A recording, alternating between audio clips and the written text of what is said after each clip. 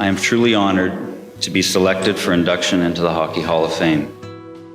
I never thought I was going to make the NHL. It just seemed an impossibility. The NHL was something that appeared on Saturday nights on television.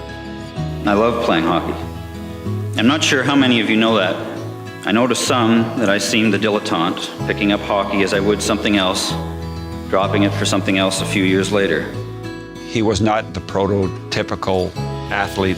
His off time was spent studying and doing more intellectual things. I loved hockey in driveways and backyards, in streets and outdoor arenas. I loved it in college with the national team and in the NHL. It's a game I'll never leave. An author, politician, and lawyer, there was no hockey player quite like Ken Dryden. Drafted by the Boston Bruins, but traded to the rival Montreal Canadiens, he studied at Cornell University, where he backstopped the Big Red to 3 consecutive ECAC championships. In March of 1971, he made his NHL debut as the Habs approached the playoffs. The Canadiens had a sort of mediocre year. I'd play roughly every third game. The games went pretty well, and they asked me to start the playoffs against the Bruins. The Bruins, they were supposed to be the dynasty, win in 70. They were going to win again in 71. I still see Phil Esposito shaking his head near our net after Ken made tremendous save.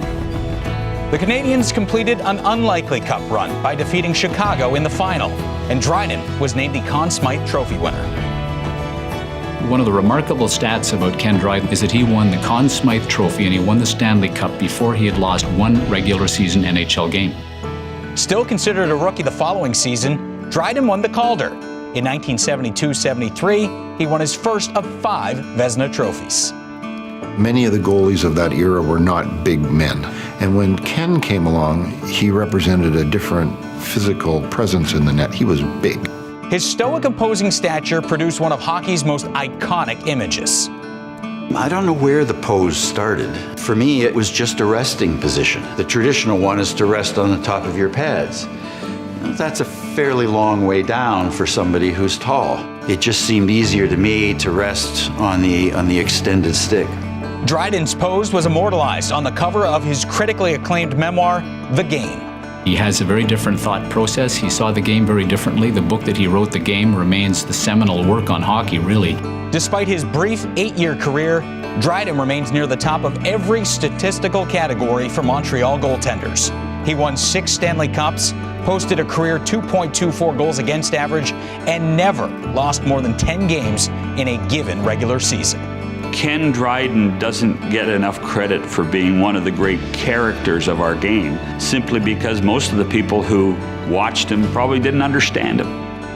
A guy that retired too soon, but had too much in his brain to want to just keep playing hockey. I liked the feeling of doing something well. I liked the feeling of playing hockey well. I wanted to do whatever I did next well, and I wanted to give myself the time and the chance to do that. The hockey world mourns the passing of one of the all-time greats, Ken Dryden.